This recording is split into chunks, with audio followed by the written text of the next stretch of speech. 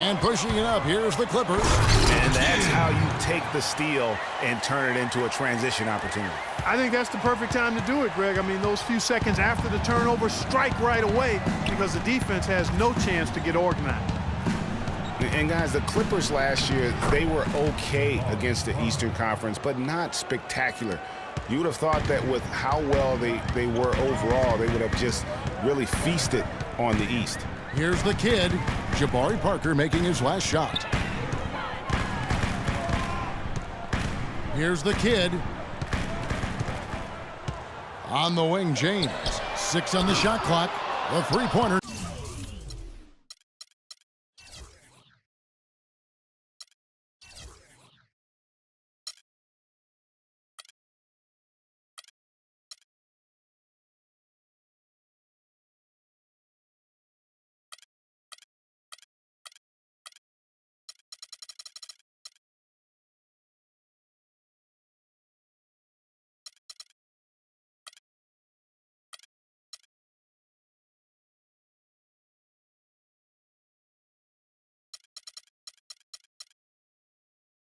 No good.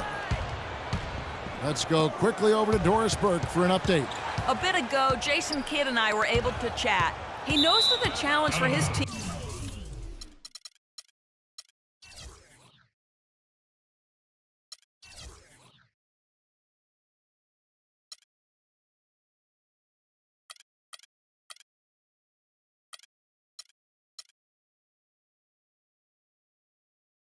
in this game will be to slow down Blake Griffin, who he described as instant momentum.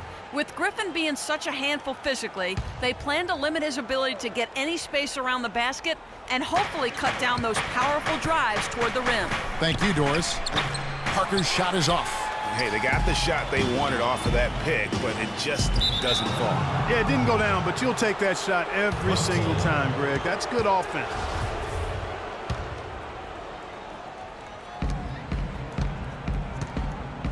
Now here's Carter Williams. Defense right on him. Tipped away. One-on-one here. The kid passes to James. 18 feet away, and he knocks it down. He's just such a well-rounded offensive player. He's got a little bit of everything. On defense, the Clippers. Carter Williams kicks to Parker. Foul call that time on the way up. That'll give him 2 chances at the free throw line here. And Jabari Parker is a rookie, drafted number 2 overall behind Andrew Wiggins. Clark, there was much debate about which of these players, which of these prospects would be better NBA players. What do you think? Well, I think both showed they're very capable of being stars in the league. Parker got off to a great start, averaging 30 minutes a game until, unfortunately, he had the ACL injury. And Wiggins, conversely, went on to have a big-time season, winning Rookie of the Year. Here's the kid, and he gets...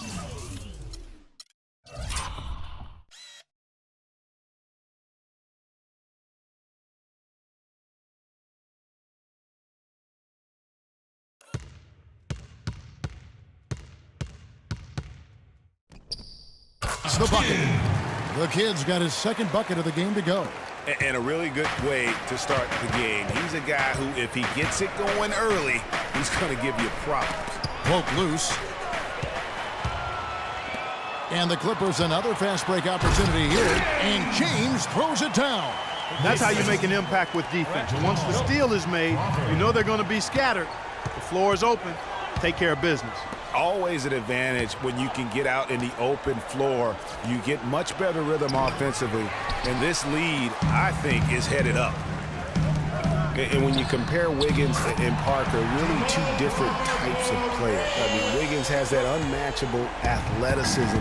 Parker beats you with an incredible skill and passion.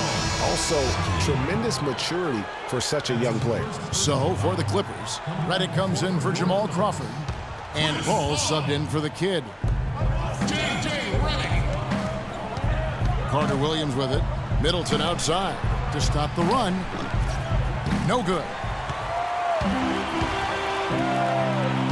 Carter Williams against Paul.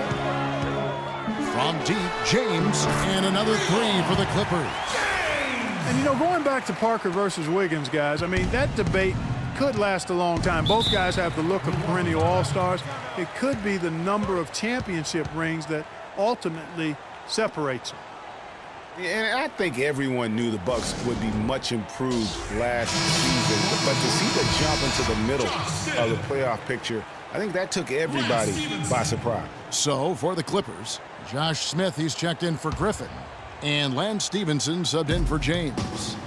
Now here's Carter Williams. Out of bounds, the Clippers take possession. And really just a lack of awareness on his part. Just no idea he was right near the line. And the Bucks making a change here. Vasquez comes in. For the Bucks and their improvement, usually you see incremental progress. Even after losing key players, Clark, they shot up the standings. And part of that, Kevin, was just growing as a team, coming together, and also improving the roster. Another part was that they were better than their record showed 2 years ago. Player development is part of the improvement. Here's Parker following the basket by Lance Stevenson. And that one's good. Parker's got 5 now. And he's starting to get what he wants here early and often. Nice move. Paul outside. Jordan the screen. And Chris Paul hits the 3. Paul's got himself going with the triple, his first basket of the game. Parker left side. And you can count it. He'll go to the line with a chance to make it 3. A different look for Milwaukee. John Henson's checked in for Monroe. Mayo comes in for Giannis Antetokounmpo. And Jared Bayless subbed in for Chris Middleton. DeAndre Jordan has been extremely productive over 7 years. That makes it even more unbelievable that there was some question, Clark, as to his commitment to basketball coming into the league. Yeah, you know, on talent and athleticism alone, he would have been a top 10 pick for sure, but he slipped to the second round, and he's made good on it, though. Here's Paul following the 3 by Milwaukee, and he gets it to go. They've got themselves in front with some outstanding shooting right off the bat. It's been a complete technical dominant performance out here. They are in a zone. Now here's Vasquez. He's been patient so far. Nothing yet on the scoreboard. The shot's good from Bayless. And watching DeAndre Jordan, he's really refined his game over the years without losing the athleticism. He's that rubbery, long-limbed athlete that transcends age. And so far, I've seen 0 drop-off in his leaping ability and quickness. But no question, he's improved his skills and IQ. Good. Bayless has got 7 points in the game. Uh-oh, a little showboating at the end of that one. Kicks to Smith. From deep. They get it back. And the wide open shot from Redick. And it's good. Assisting on the play was Jordan. Man, they are doing some damage from deep.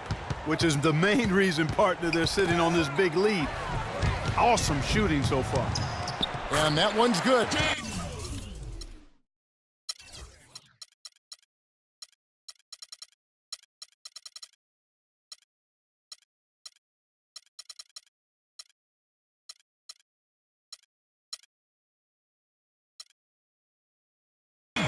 He's got 8. And you can't help but pick their defense apart.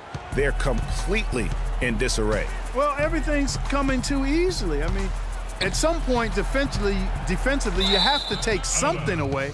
And throw the ball out of bounds. Jordan touched it last. Oh, nice play there to get a hand on that pass and tip it out of bounds. Just a whisker away from coming up with the steal there.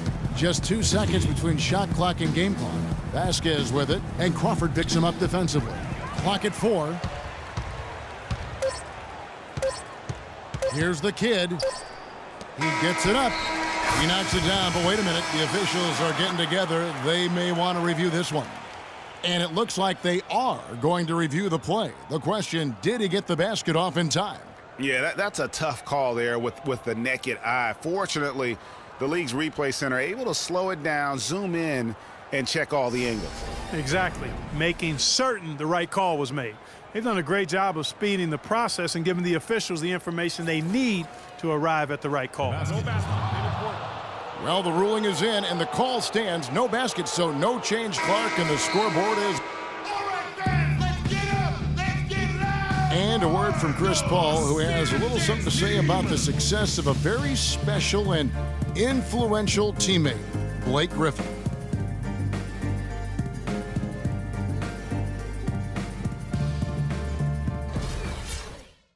Of course, we know that Blake would say the exact same thing about Chris Paul. You know, Chris and Blake Griffin share so much in common when it comes to being the hardcore Clippers their owner brags about all the time. And you think about it, Chris Paul is not easily impressed, nor is Doc Rivers for that matter, but both of these guys have praised Griffin for how hard he's worked and how far he's come in his career. Welcome back, everyone. We're ready to get going again as this presentation of the NBA on 2K Sports continues. Players are topped off with Gatorade, hydrated, and ready to get going again as well. And what do you guys think so far about the offensive approach for the Clippers? Well, I'll tell you what, they must have had a good shoot-around because they've been fantastic from long range so far, fellas. And also, they're jumping on a lot of turnovers, making sure they turn them into points at the other end. And now let's check out the lineups courtesy of Gatorade, all fueled up and ready to go. Here's the second quarter of play. And Milwaukee looking at who they've got. Carter Williams is the point with Middleton at the 2. Antetokounmpo out there with John Henson. And it's Monroe in at the 5 down low. Now here's Carter Williams. Defense right on him. Monroe, no good. Oh, that's terrific defense there. That's how you protect the rim. And Greg Monroe really has had a good young career despite playing out of position for much of it. He has the size and skill set of an agile center, but was made to play power forward in Detroit once they drafted Andre Drummond, and that took some getting used to.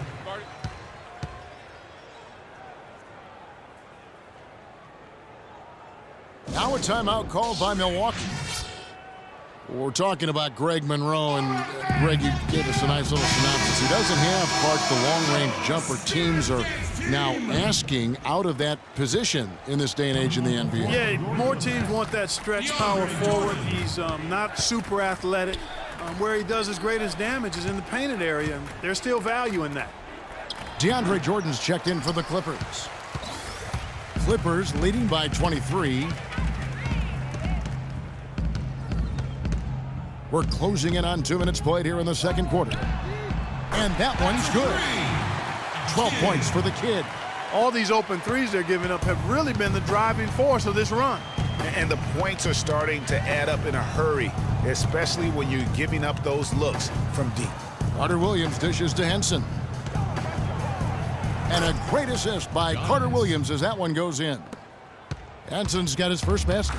Took advantage of some shoddy defense there. They've got to at least get a finger on him. The kid, and he uses the glass on the layup. Well, there's hot guys, and then there's really hot. They just can't miss. You know, Greg, sometimes you'll see an individual guy go on a shooting tear like this, but the whole squad, wow. And Jordan sends it back. And it's out of bounds to the Bucks as Milwaukee retains possession.